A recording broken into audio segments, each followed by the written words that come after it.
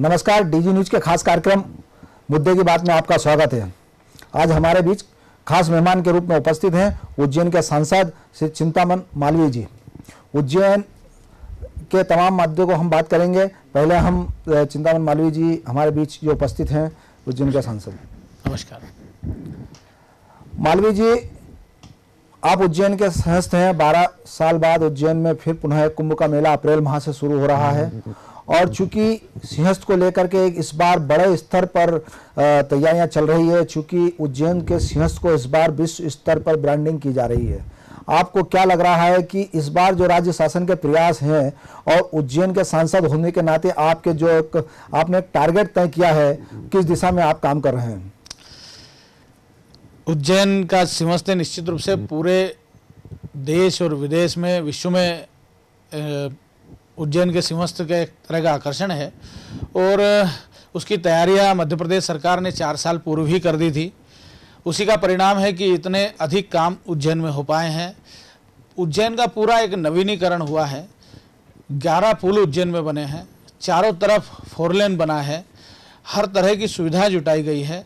पीने के पानी से लेकर के, विद्युत व्यवस्था को लेकर के, कचरा निपटान को लेकर के हर कोई पक्ष छोड़ा नहीं गया है और इसलिए उज्जैन वासी भी पूरे मन से श्रद्धालुओं का स्वागत करने को उत्सुक है, तत्पर है।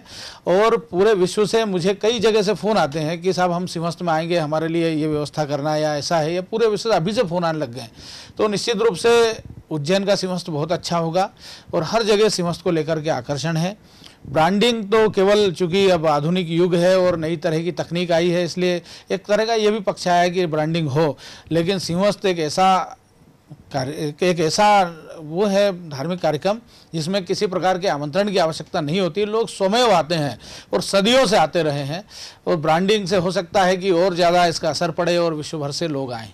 सिंहस्थ महाकुंभ की हम बात करें तो हम अगर मुद्देवार आपसे चर्चा करें कि नर्मदा जो शिप्रा के शुद्धिकरण का मुद्दा है, आपको क्या लग रहा है कि अभी तक उसमें बहुत काम बाकी है, चूंकि अप्रैल माह के लिए कुछ समय ही बचा है? शिप्रा के शुद्धिकरण का ध्यान प्रदेश सरकार को है, सिंहस्थ के जिम्मेदार अधिकारियों को है और इसीलिए अभी से काम शुरू हो गया। वैसे सिंहस्थ में अभी 4 महीने हैं, लेकिन शिप्रा के शुद्धिकरण का प्रयास हो गया। खंड खंड रूप में, किस्तों में शिप्रा को शुद्ध कर रहे हैं, फिर पानी आगे निकाल रहे हैं, फिर पानी आगे निकाल रहे हैं। इस प्रकार ये तय मानिए कि जब सिंहस्थ होगा तो बहुत बिल्कुल प्योर पानी, शुद्ध पानी, पवित्र पानी स्नान के लिए मिलेगा और शिप्रा के शुद्धिकरण को लेकर के पूरा ध्यान और पूरा प्रयास सिंहस्थ के लिए किया गया है। हम अगर सुरक्षा व्यवस्थाओं की दृष्टि से देखें कि चूंकि उज्जैन एक संवेदनशील क्षेत्रों में है, मालवा जो सिमी का गढ़ माना जाता है और हाल ही में जो कुछ घटनाएं सामने आई हैं, उन्हें देखते हुए पुलिस के क्या इंतजाम रहेंगे? क्योंकि वहां पे एक अनुमान के तौर पे 5 करोड़ लोग जो महाकुंभ में आने की उनकी जो संभावनाएं व्यक्त की जा रही है, ऐसी स्थिति में पुलिस व्यवस्थाएं क्या रहेगी, किस तरीके से उनकी रणनीति है? पुलिस का जो प्रशासन है, एसपी है, आईजी है और भी खुद डीआईजी को जो जीपी है, खुद सुरेंद्र सिंह जी इसको देख रहे हैं और सारे पक्षों को कि किस तरफ से कितने लोग आएंगे, कि किस मार्ग से कितने लोग आएंगे, कोई भी व्यक्ति बगैर पुलिस के संज्ञान के या कैमरे के वो अंदर ना आ सके, इसकी चिंता की गई है। कितने इस स्थान पर कितने लोग रह सकते हैं, कितने समय में कितने लोग स्नान कर लेंगे, एक मिनट टू मिनट कार्यक्रम बनाया कि हम इतने समय में इतने लोगों को स्नान करा पाएंगे, इस मार्ग पर इतने लोग होंगे, इस मार्ग से इतनी गाड़ी आएगी। तो हर पक्ष को उसमें देखा गया है। पुलिस की पूरी तैयारियां हैं। जहाँ तक सिमी के स्लीपर सेल की बात है, उस पर भी हमारा जो प्रशासन तंत्र है या पुलिस तंत्र है वो पूरी तरह सावधान है। अभी से हमने एक उन्हेल से सिमी के एक एजेंट को उठाया है, तो पुलिस इस क्षेत्र में काम कर रही है, इस तरफ काम कर रही है और तय मानिए कि सिंहस्थ में कोई इस तरह की गड़बड़ी, इस तरह का कोई कार्य नहीं हो पाएगा और निर्विघ्न सिंहस्थ होगा। हम बात करें स्वास्थ्य सेवाओं की या प्रशासनिक तैयारियों की, इतने भारी संख्या में श्रद्धालुओं के आने की जब स्थिति बनेगी तो क्या प्रशासनिक तैयारियां अतिरिक्त रूप से की गई हैं? स्वास्थ्य सेवाओं की दिशा के अंदर क्या काम किए गए हैं? माननीय मुख्यमंत्री जी इस ओर बहुत सावधान थे, इसीलिए उन्होंने करीब 3 साल पहले एक नए अस्पताल की वहाँ घोषित की और करीब 100 करोड़ रुपए से एक नया अस्पताल वहाँ बन रहा है। 450 बेड का यह अस्पताल 1-2 महीने में बनकर तैयार हो जाएगा और इसके अतिरिक्त अलग अलग करीब 10 स्थानों पर उप स्वास्थ्य बनाए हैं। 20-20 बेड के अस्पताल वहाँ जो कुछ समय के लिए अस्पताल होंगे वो भी बनाए हैं। चारों तरफ हर तहसील में नए अस्पताल बनाए गए हैं और इसलिए सिंहस्थ में कोई चिकित्सा को लेकर के कोई इस तरह की परेशानी ना आए, इसको लेकर के स्वास्थ्य विभाग ने पूरी एक कॉम्प्रिहेंसिव योजना बनाई है। उस योजना को जिस तरह हमने देखा है, मुझे लगता है कि उससे सिंहस्थ में जिस इस तरह का यदि कुछ आता है तो उससे निपटने में हम सक्षम होंगे। सिंहस्थ को लेकर जिस तरह से रिहर्सल चल रही है, चाहे राज्य शासन की हो या स्थानीय स्तर पर प्रशासन की हो, क्योंकि सड़क मार्ग है और रेलवे मार्ग को भी उसमें जोड़ा जाना है कि अधिक से अधिक संख्या में श्रद्धालु वहां पहुंच पाएं, तो रेलवे के क्या इंतजाम रहेंगे, किस तरीके से सारी व्यवस्थाएं रही गई है एक, और दूसरी अगर सिंहस्थ की अगर हम बात करें सड़क मार्ग की, तो पीडब्ल्यूडी ने कितने काम किए हैं, क्या हम पुल पुलियाओं से सड़क की बात करें तो कितने किलोमीटर सड़क का निर्माण पीडब्ल्यूडी ने किया है? सिंहस्थ एरिया में 166 किलोमीटर की सड़क बनाई है। इसके अतिरिक्त जो आसपास की सड़कें हैं जो उज्जैन को जोड़ती है, वो सारी सड़कें आप स्वयं जाकर के देख लीजिए, खुद बहुत अच्छी बन गई है। कई सड़कें 4 लेन हो गई है या फिर उसके शोल्डर बना दिए गए हैं, चौड़ी कर दी गई है। फिर जो NH3 है AB रोड, उस AB रोड को भी ठीक कराने का काम, जो उसके गड्ढे वड्ढे भरने का काम हो, इसके लिए केंद्र सरकार को निवेदन किया गया है। और पीडब्ल्यूडी केवल ऐसा नहीं कि शहर में काम कर रही हो या सिंहस्थ क्षेत्र में काम कर रही हो, बाहर भी चारों तरफ, चाहे वो घाट बनाने का काम हो या रोड बनाने का काम हो, पुल बनाने का काम हो, पुलिया बनाने का काम हो या अस्थायी मार्ग बनाने का काम हो, वो सब लगभग समाप्ति की ओर है। और एक उनको डेडलाइन दी है हमने 31 जनवरी, तो 31 जनवरी में वो सारे काम हो जाएंगे। रेलवे की क्या स्थिति है? रेलवे का जो परिवहन व्यवस्था है वो किस तरीके से की जानी है? रेलवे के आला अधिकारियों की 2 बैठकें उज्जैन में हो चुकी है और लगभग हर 10-15 दिन में DRM स्वयं उज्जैन आ जाते हैं। उन्होंने एक अधिकारी भी सिंहस्थ के लिए तय किया है। इसके अतिरिक्त उन्होंने करीब 100 गाड़ियां अतिरिक्त चलाने का घोषित किया है। उसके टिकट भी बहुत पहले वो बनने लग जाए, इसलिए उसके टिकट करीब 3 महीने पहले वो खोल देंगे टिकट के लिए भी। इसके अतिरिक्त जो उज्जैन के आसपास के स्टेशन है उनका नवीनीकरण हुआ है, उज्जैन के भी स्टेशन का नवीनीकरण हुआ है। उसकी जो 8 लाइनें हैं वो 8 लाइनें फंक्शन में होंगी। जो 8वां प्लेटफॉर्म है उसको दोनों तरफ 2 वे फंक्शनिंग किया है, पहले केवल सिंगल वे फंक्शनिंग था। तो इस तरह रेलवे ने भी अपनी पूरी तैयारी की है और वो भी सावधान है इसको लेकर। क्योंकि सिंहस्थ अप्रैल में खत्म होने का है, अप्रैल से शुरू होगा, 2 महीने में खत्म हो जाएगा, लेकिन उज्जैन एक धर्मस्थलीय है, उसको एक धार्मिक नगरी भी माना जाता है, तो इसको एक पर्यटन के रूप में भी विकसित करने का प्रयास जो किया जा रहा है राज्य सरकार की ओर से और आपकी तरफ से भी, तो किस तरह की कार्य योजना है और आप किस तरह काम कर रहे हैं इस पर? उज्जैन के जो सौंदर्य है उसको वास्तव में अब शब्दों से कहना मुश्किल है, क्योंकि लगभग सारे तालाब बहुत सुंदर हो गए हैं। अब तो जहाँ पानी नहीं था वहाँ नाव चलने लगी है, जहाँ कचरा भरा पड़ा था वहाँ बिल्कुल क्लीन पानी है। और सारे जो 16 सागर जो वहाँ थे वो 16 सागर सुंदर कर दिए गए हैं। इसके अतिरिक्त और नए पर्यटन स्थल विकसित किए गए हैं। लेकिन इन सब से अलग हट करके उज्जैन जब आता है व्यक्ति तो केवल घूमने नहीं आता है, वो बहुत श्रद्धा से आता है, बहुत सम्मान से आता है और महाकाल के प्रति आस्था लेकर के आता है। तो महाकाल मंदिर की भी बहुत सारी व्यवस्थाएं सिंहस्थ को लेकर के चाकचौबंद की है, ठीक की है, उनका विस्तार किया है। ये तो रही आपके सिंहस्थ को लेकर के बातें। हम कुछ राजनीतिक मुद्दों पर आपसे चर्चा करेंगे और सीधी बात राजनीतिक मुद्दों को लेकर के है जी कि आप भारतीय जनता पार्टी से हैं। भारतीय जनता पार्टी की राजनीति जो आज केंद्र से लेकर के विश्व स्तर पर अपने आप को एक अमिट छाप छोड़ रही है, प्रधानमंत्री नरेंद्र मोदी के आप भी कायल हैं और पूरा विश्व भी कायल होता जा रहा है। लेकिन यहाँ एक सीधा सवाल ये आ रहा है कि प्रधानमंत्री पाक प्रधानमंत्री से जाके सीधी मुलाकात करते हैं, वो उनको गले लगाते हैं और जवाब में हमें पठानकोट जैसा आतंकी हमला मिलता है।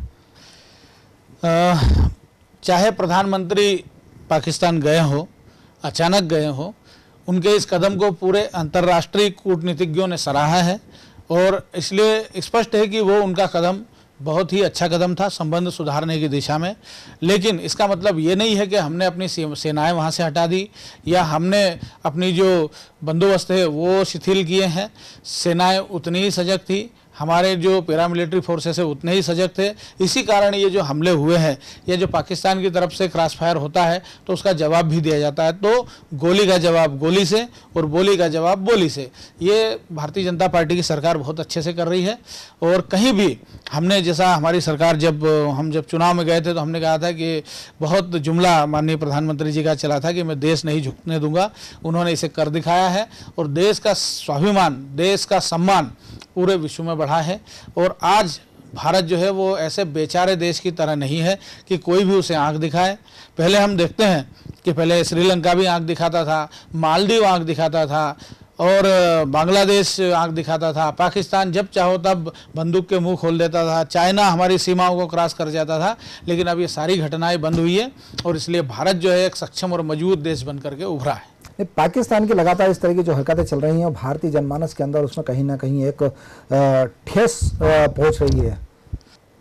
पाकिस्तान निश्चित रूप से इस तरह की कार्रवाई करता रहा है, उकसाने वाली कार्रवाई करता रहा है और ये उस देश का स्वभाव है, क्योंकि वहाँ पर सेना का नियंत्रण है और राजनीतिज्ञ केवल एक हेल्पलेस भूमिका में है, वो बहुत कुछ कर नहीं पाते हैं।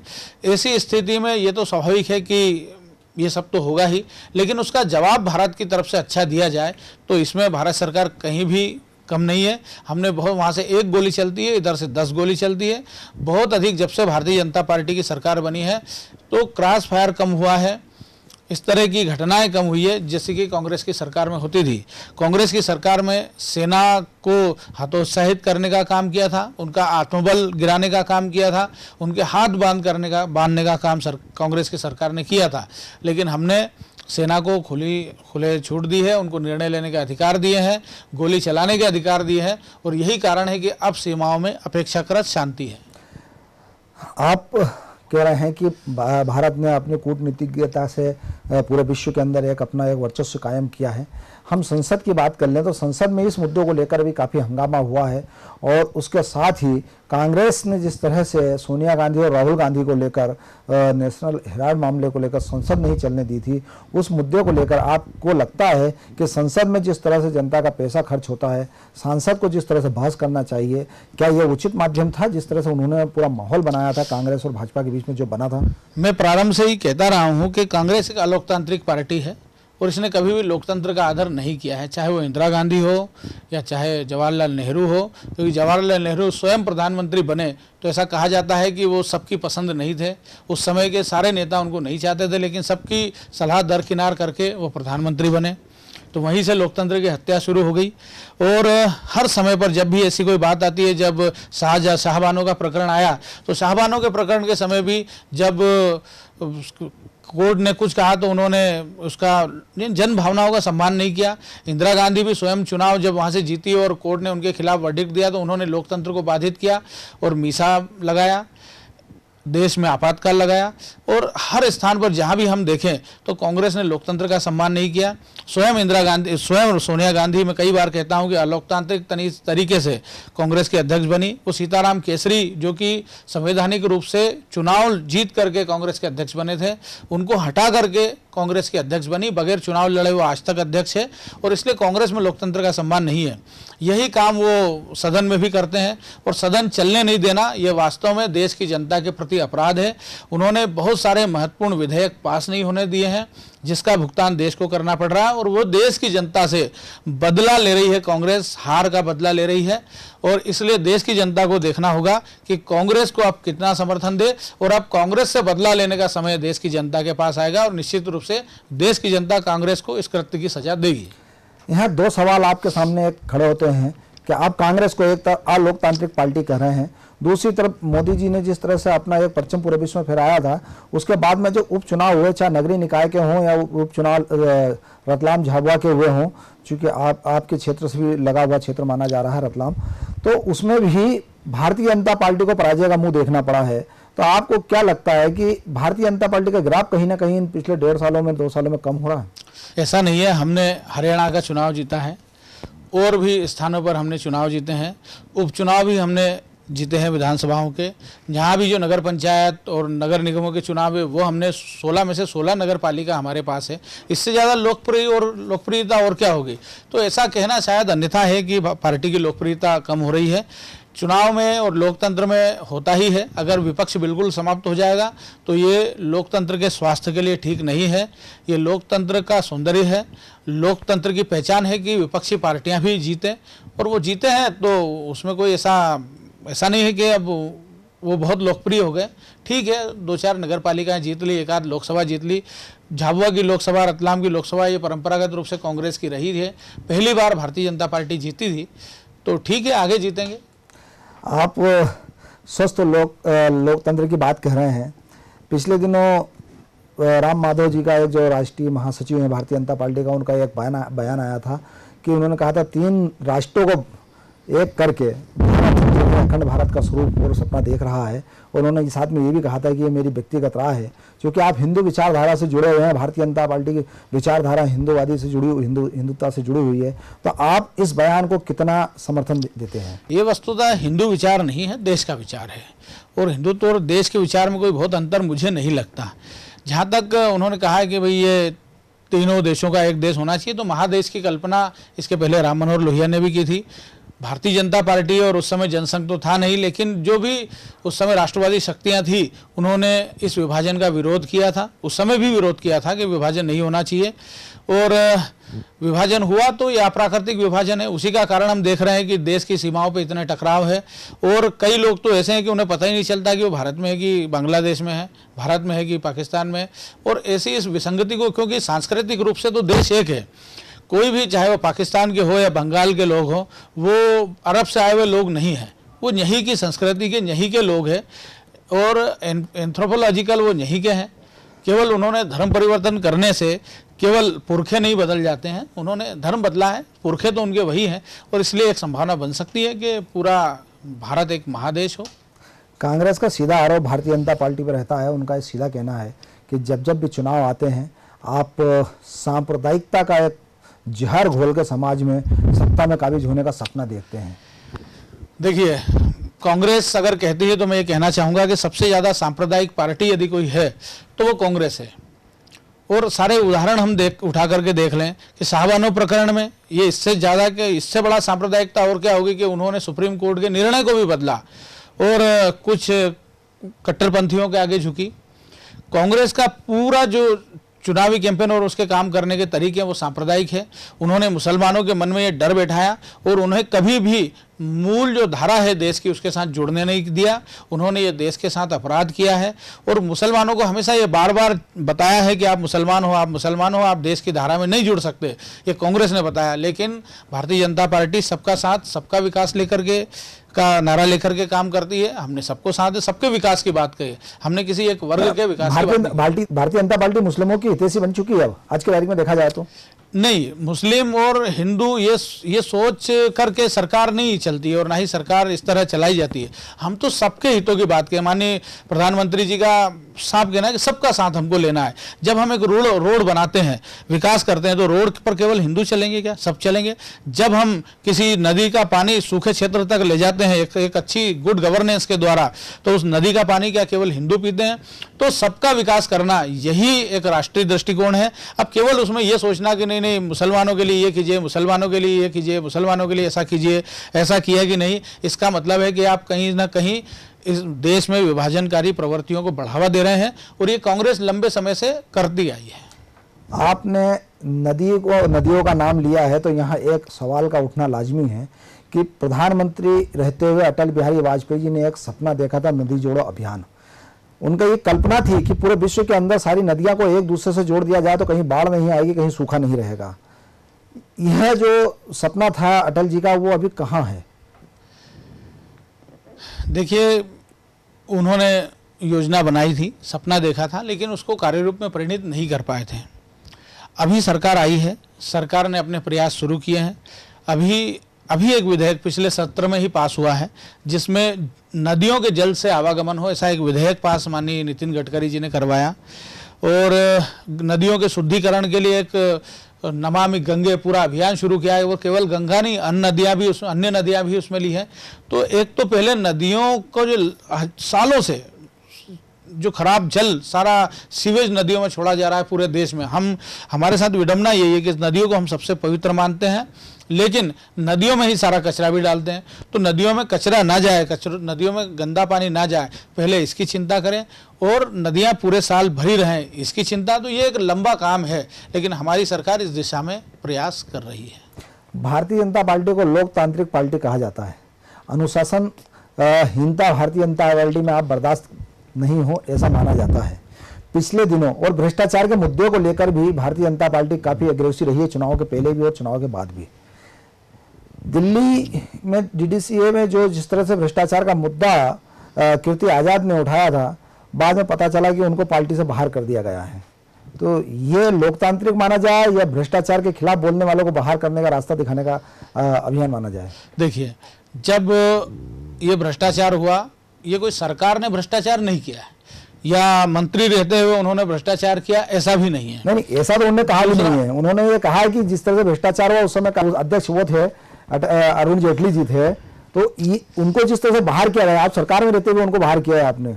आप स्वयं कह रहे हैं कि ऐसा उन्होंने कहा भी नहीं है कि जेटली जी ने भ्रष्टाचार किया, तो फिर बाकी बात उनके कार्यकाल में भ्रष्टाचार हुआ है। ये ठीक है कि अध्यक्ष रहते हुए भ्रष्टाचार हुआ, लेकिन मैं ये बताना चाहूंगा कि जो क्रिकेट की और खेल राजनीति की बारीकियां समझते हैं, और उसमें सबसे शीर्ष नाम शरद पवार का आता है। शरद पवार ने स्वयं कहा है कि ये जो इसमें जेटली जी निर्दोष है, ये अध्यक्ष का काम नहीं होता कि कहाँ से क्या खरीदना है, कहाँ से किसे ठेका देना है, किस तरह के काम करवाना है। वो एक सैद्धांतिक पद है, एक शोभा का पद है, और उसमें कहीं भी उनका इन्वॉल्वमेंट नज़र नहीं आता, उनका कहीं हस्तक्षेप नज़र नहीं आता। और यही कारण है कि उन्होंने खुद, जब केजरीवाल ने भी उनका नाम नहीं लिया, केवल उनके कार्यकाल की बात की। तो इसलिए मैं, माननीय प्रधानमंत्री जी ने भी कहा है, और मैं भी बहुत दावे से कह सकता हूं कि हमारे माननीय वित्त मंत्री अरुण जेटली जी इससे बेदाग होकर निकलेंगे, और उस पर उन पर कोई आरोप है भी नहीं। ये ठीक है, बेदाग निकले, सवाल अपनी जगहों पे। क्या पार्टी से सांसद को निकाल देना चाहिए भ्रष्टाचार के मुद्दे को उठाने पे? ये भ्रष्टाचार के मुद्दे पर नहीं उठाया है या उनको नहीं निकाला है। ऐसे समय में जबकि सरकार विधेयक पास करवाना चाहती है, ऐसे समय में जबकि संसद चल रही हो, ऐसे कोई काम करना जिससे पार्टी को नुकसान हो, सरकार को नुकसान हो और विपक्ष को लाभ हो, निश्चित रूप से अनुशासनहीनता की श्रेणी में आता है। जब पार्टी ने निर्णय लिया कि उन्हें निलंबित किया जाए, तो वो बहुत सोचा समझा निर्णय था, लेकिन उसका आधार निश्चित रूप से भ्रष्टाचार नहीं था, उसका आधार पार्टी का अनुशासन था।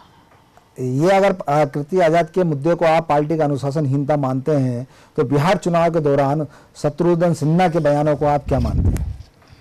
निश्चित रूप से पार्टी ने उनके बयानों को भी संज्ञान में लिया है, और पार्टी उस दिशा में विचार कर रही। चूंकि मैं पार्टी का राष्ट्रीय प्रवक्ता नहीं हूं, इसलिए उस विषय पर तो मैं नहीं कह सकता, लेकिन व्यक्तिगत रूप से मैं इतना जरूर कह सकता हूं कि पार्टी ने उस पर भी संज्ञान लिया है, और यदि इस तरह की प्रवृत्ति बढ़ी तो पार्टी कार्रवाई करेगी।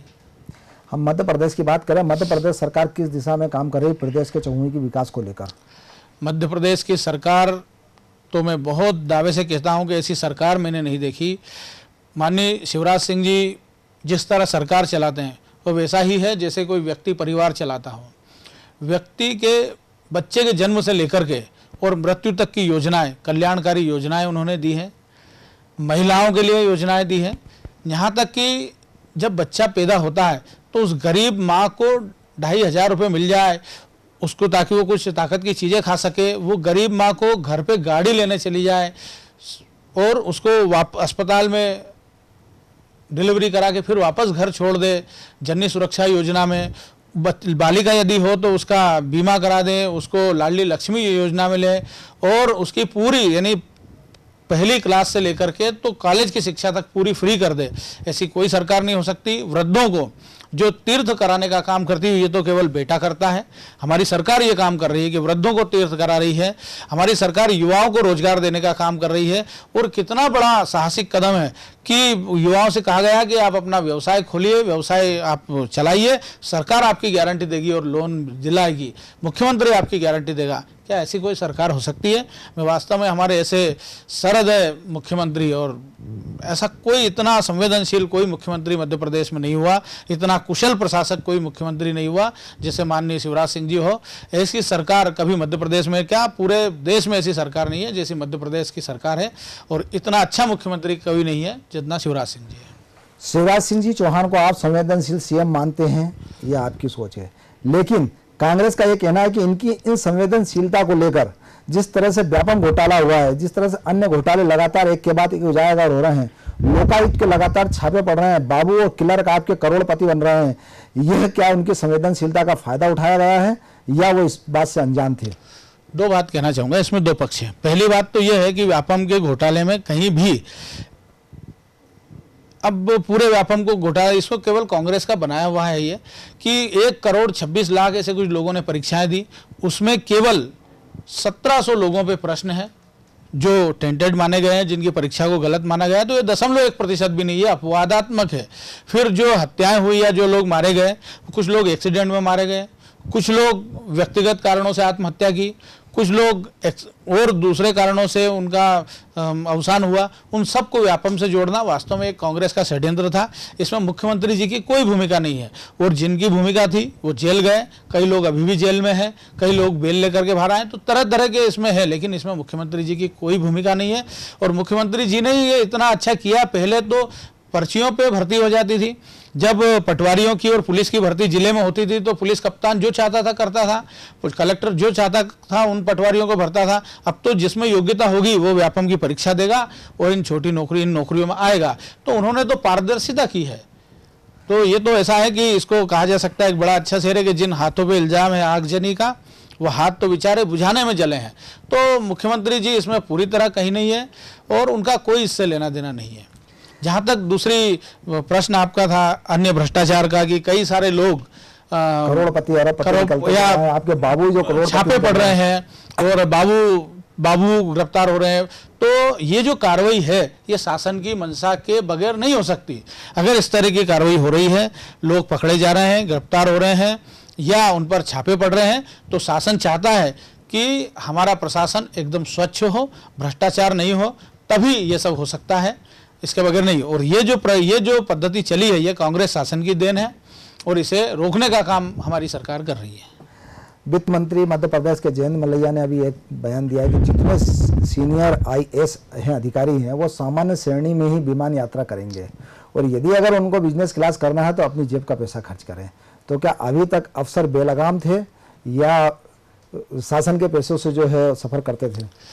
मैं आपके प्रश्न पर केवल इतना कहूँगा कि सुधार का सम्मान होना चाहिए।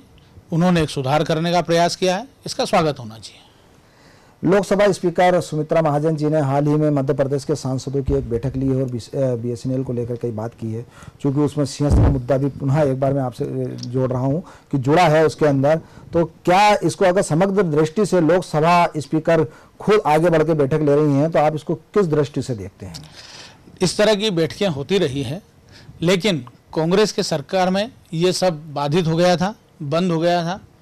जैसा कि हम सब जानते हैं, आप सब देखते हैं कि जितने भी सार्वजनिक संस्थान के सार्वजनिक उद्यम थे उनको मारने का काम कांग्रेस ने किया। जब कांग्रेस की सरकार थी तो BSNL घाटे में गया, जब कांग्रेस की सरकार थी तो एयर इंडिया घाटे में गया, जब कांग्रेस की सरकार थी तो डाक व्यवस्था बिगड़ी। कांग्रेस की सरकार में जितने भी ये सार्वजनिक उद्यम हैं इनको मारने का काम किया गया और इसके स्थान पर प्राइवेटाइजेशन किया गया, प्राइवेट प्लेयर्स को आगे लाए और उनको तरह तरह की सुविधाएं दी। और उनकी शर्तों में तो यहाँ तक कहूँगा कि कांग्रेस ने प्राइवेट प्लेयर्स से अन्यथा लाभ लेकर के, अतिरिक्त लाभ लेकर के इन संस्थाओं को नुकसान पहुँचाया। यही कारण है कि BSNL घाटे में था, आज BSNL 720 करोड़ के लाभ में है पहली बार। तो ये बहुत बड़ी हमारी सरकार की उपलब्धि है। आज एयर इंडिया पहली बार लाभ में है, तो ये हमारी सरकार की उपलब्धि है। तो कांग्रेस ने तो इनको मारने का काम किया था, इसलिए इस तरह की संवाद बैठ के होती भी नहीं थी। अब चूंकि फिर हमारी सरकार आई है, जनता की सरकार आई है, लोगों की सरकार आई है और गरीबों और वंचितों की सरकार है, इसलिए इन सारी संस्थाओं को हम फिर से जीवित कर रहे हैं, अच्छा संवाद बना रहे हैं, इनकी कार्यक्षमता बढ़ा रहे हैं। उसी का एक उदाहरण था कि आज सांसदों के साथ BSNL के अधिकारियों की बैठक थी।